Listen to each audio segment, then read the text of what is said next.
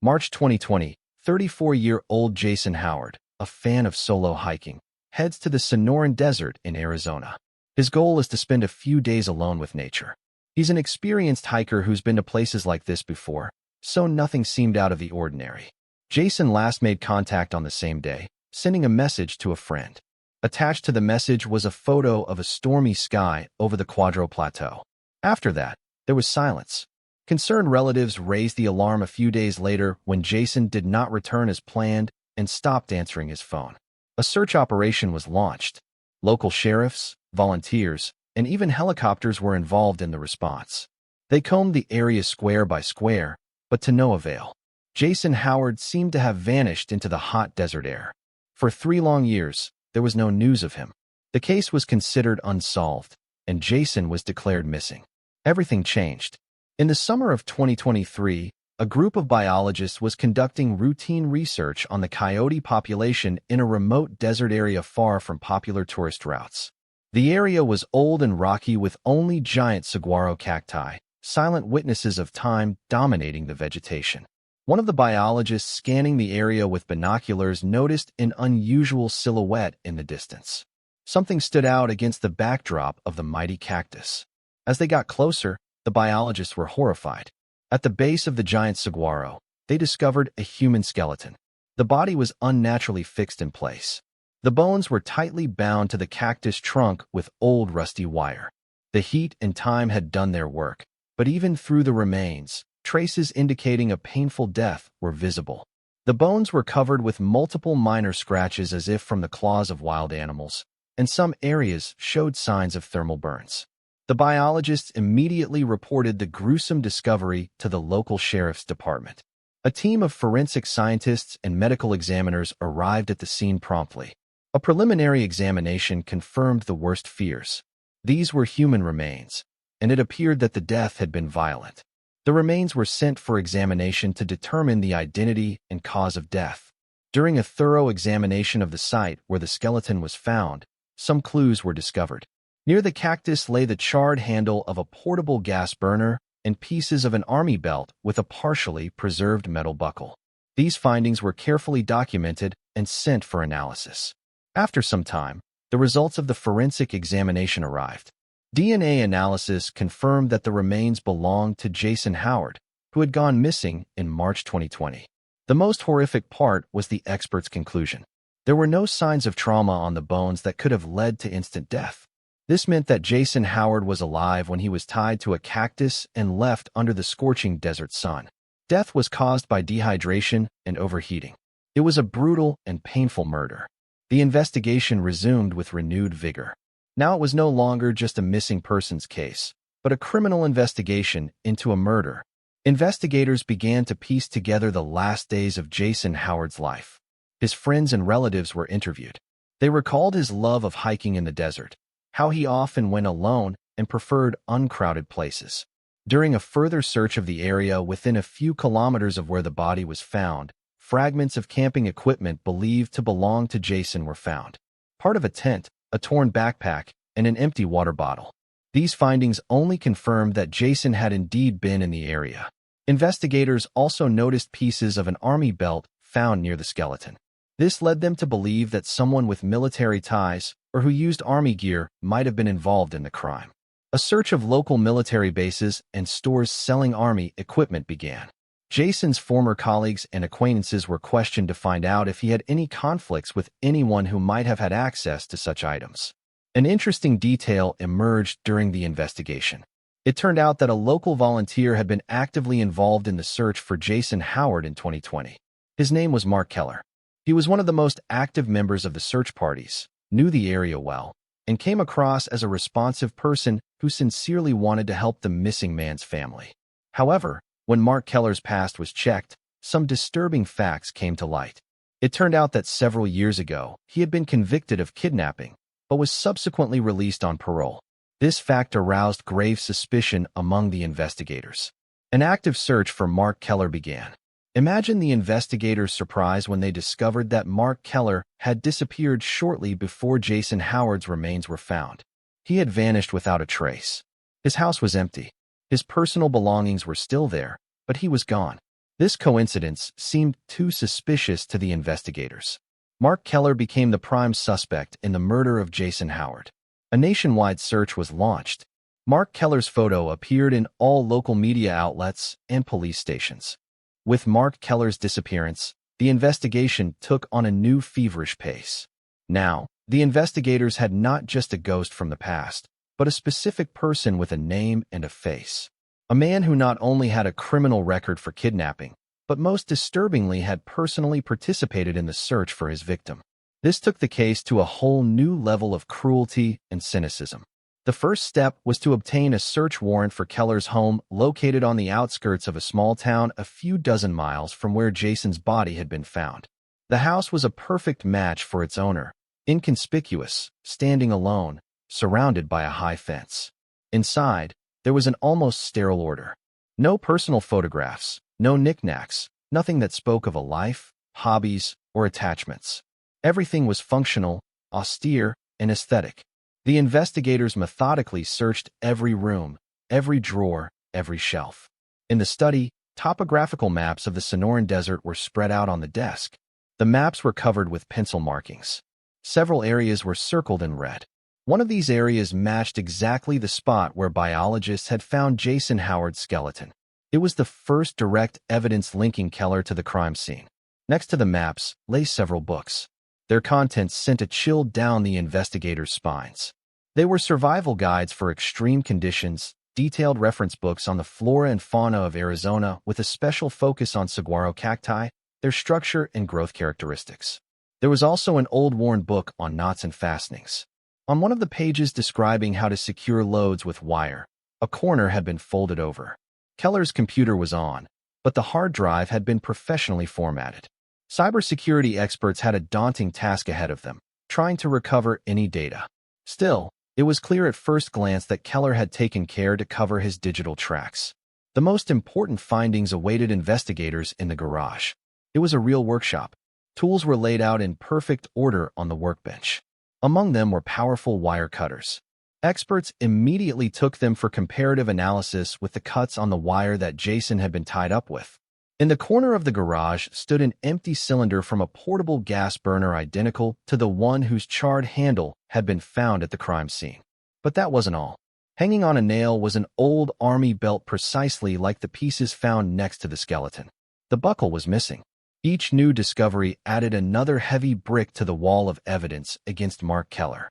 It was becoming clear that this was no accident. The man who lived in this house had methodically and cold-bloodedly prepared for the crime. He had studied the area, gathered equipment, and rehearsed his methods. In parallel with the search, the police began questioning everyone who had had any contact with Keller. Neighbors described him as a withdrawn and unsociable person. Quiet, always by himself, said one. Never said hello, just nodded his head. He often drove off somewhere in his old pickup truck for several days. Always alone, added another. No one could say anything definite about him, except that he seemed like a strange and unsociable recluse. Much more valuable testimony was provided by other volunteers who participated in the search for Jason Howard in 2020. Many remembered Mark Keller. He was indeed one of the most active volunteers. He knew the area well, gave practical advice, and inspired confidence. However, in light of new circumstances, some aspects of his behavior now seem sinister. One of the volunteers recalled how Keller insisted that everyone should search in the northern sector, assuring them that a lost tourist would instinctively go there away from the Rocky Plateaus. It was in the opposite southern sector that Jason's body was found. It turned out that Keller, using his authority as an expert on the area, deliberately led the search parties in the wrong direction. He toyed with them, enjoying his power and impunity, knowing that his victim was slowly dying just a few miles away. Investigators dug up the files on Mark Keller's old case. Several years earlier, he had been convicted of kidnapping a young woman. The scenario was eerily similar. He had taken his victim to a remote area, not a desert, but a forest. He held her captive in an abandoned cabin for several days. The woman miraculously managed to escape and call for help. At the trial, Keller behaved calmly and detached, showing no remorse or emotion. His motives remained unclear. He did not demand a ransom or use sexual violence. Psychiatrists who examined him concluded that his main goal was to establish complete control over another person, to derive pleasure from their fear and helplessness. That case did not end in death, but it was now clear that in the years since his release, his violent fantasies had evolved. He had become more cunning, more sophisticated, and far more dangerous. He no longer wanted to simply hold his victim captive.